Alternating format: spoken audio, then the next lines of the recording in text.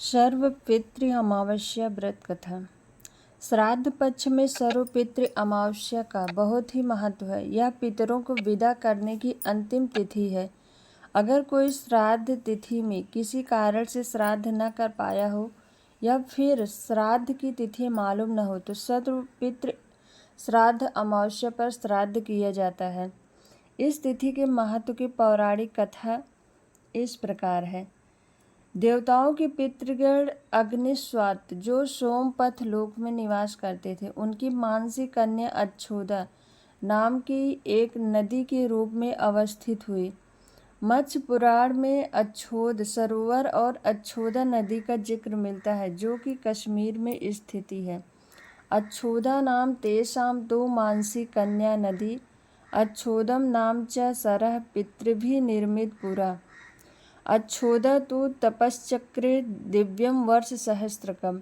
एक बार अच्छोदा ने 1000 वर्ष तक तपस्या की, जिससे प्रसन्न होकर देवताओं के पितृगण अग्निस्वात और वहिष्वत अपने अन्य पितृगण अमावसु के साथ अच्छोदा को वरदान देने के लिए आश्विन अमावस्या के दिन उपस्थित हुए। उन्होंने अच्छोदा से कहा कि हे पुत्री, हम सभी तुम्हारी तपस्या से अति प्रसन्न हैं, इसलिए जो चाहो वर मांग लो। लेकिन अच्छोदा ने अपने पितरों की तरफ ध्यान नहीं दिया और वह अति तेजस्वी पितृ अमावस को अपलक निहारती रही। पितरों के बार बार कहने पर उसने कहा, हे भगवान, क्या आप मुझे सचमुच वरदान देना चाहते हैं? इस पर तेजस्वी पितृ अमावस ने कहा, हे अच्छोदा, वरदान पर तुम्हारा अधिकार सिद्ध है, इसलिए निसंकोच। अच्छोदा ने कहा, भगवान, यदि आप मुझे वरदान देना ही चाहते हैं तो मैं तत्क्षण आपके साथ रमण कर आनंद लेना चाहती हूँ। अच्छोदा के इस तरह कहे जाने पर सभी पितृ क्रोधित हो गए। उन्होंने अच्छोदा को श्राप दिया कि वह पितृलोक से पतित होकर पृथ्वी लोक पर जाएगी। पितरों के इस तरह श्राप दिए जाने पर अच्छोदा पितरों के पैरों पर गिरकर रोने लगे।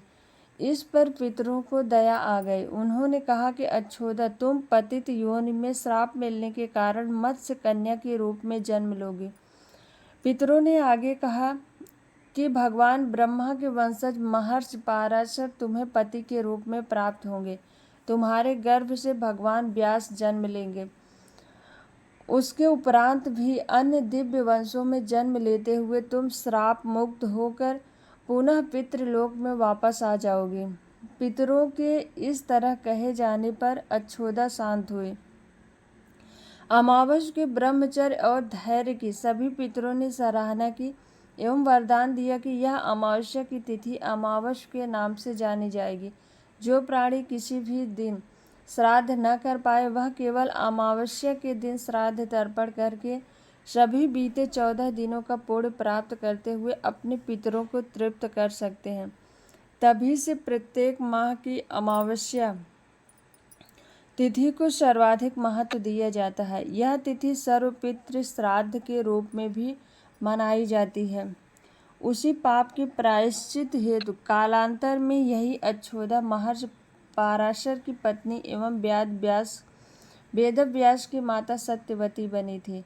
तत्पश्चात समुद्र के अंशभूत शांतनु की पत्नी हुई और 2 पुत्र चित्रांगद तथा विचित्र वीर को जन्म दिया। इन्हीं के नाम से कलयुग में अष्टका श्राद्ध मनाया जाता है। सर्वपितृ अमावस्या पर पितरों की आत्मा की शांति के लिए श्राद्ध किया जाता है।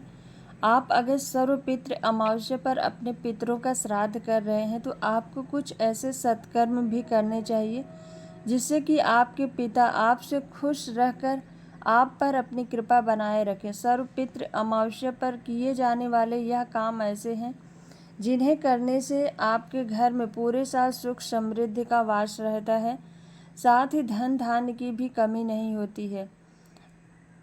सर्वपितृ अमावस्या पर किए जाने वाले उपाय जिनसे घर में सुख समृद्धि का वास बना रहता है।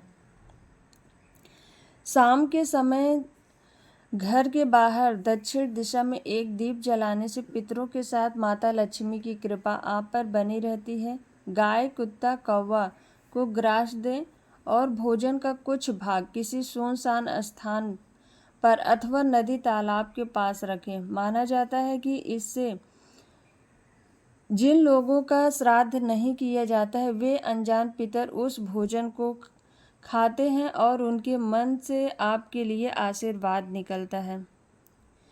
पितृ स्तोत्र का पाठ करें और पितरों से प्रार्थना करें कि वह आप पर प्रसन्न रहें और घर में आनंद मंगल बना रहे। साथ ही प्रार्थना करें कि आप फिर से अगले वर्ष आएं और हमें अपनी सेवा का अवसर प्रदान करें। इससे पितर प्रसन्नचित्त होकर जाएंगे और आपके ऊपर उनकी कृपा सदैव बनी रहेगी। सर्वपितृ अमावस्या पर सुबह उठकर घर की साफ सफाई करके गंगा जल का छिड़काव पूरे घर में करें। इसके बाद गेंदे के फूल घर के द्वार पर लगा दें। सूर्यास्त के बाद घर में झाड़ू न लगाएं। सूर्यास्त के बाद झाड़ू लगाएंगे तो पितर भी नाराज हो जाएंगे। शास्त्रों में इसे अपशगुन के रूप में माना जाता है। शास्त्रों में किसी भूखे व्यक्ति को अन्न दान करना सबसे बड़ा पुण्य माना जाता है। सुनिश्चित करें कि पितृ अमावस्या पर आपके घर से कोई भूखा न जाए। आपके दरवाजे पर अगर कोई मनुष्य, पशु, पक्षी भोजन की इच्छा के साथ आता है तो उसे कुछ न कुछ खाने के लिए अवश्य दें। किसी ब्राह्मण और भूखे व्यक्ति को भोजन कराएं। खीर और दूध से युक्त भोजन करवाना उत्तम रहेगा। इस उपाय से माता लक्ष्मी की कृपा आपके ऊपर सदैव बनी रहती है। किसी पितर का नाम लेकर एक पौधे को लगाएं और इस पौधे को नियमित जल दें। इससे पितरों को नियमित संतुष्टि मिलेगी और जैसे जैसे पौधा बढ़ेगा आपके घर में भी सुख समृद्धि की वृद्धि होती रहेगी। पौधे घर में सकारात्मकता और खुशहाली का प्रतीक होते हैं, इसलिए आपको सर्वपितृ अमावस्या पर घर में एक पौधा जरूर लगाना चाहिए। माह में पड़ने वाली कृष्ण पक्ष की यह अमावस्या तिथि 1 अक्टूबर 2024 को प्रातः 9:34 से प्रारंभ होकर 2 अक्टूबर 2024 को 12:18 पर समाप्त होगी। उदय तिथि के अनुसार 2 अक्टूबर को अमावस्या की पूजा होगी। इस दिन कुतुब मुहूर्त सुबह 11:45 से दोपहर 12:24 तक रहेगा। इसके बाद रोहिणी मुहूर्त 12:34 से दोपहर 1:34 तक रहेगा। कुतुब और रोहिणी मुहूर्त के अलावा दोपहर में तर्पण करना भी शुभ माना जाता है। दरअसल तर्पण पूजा दोपहर में ही होती है।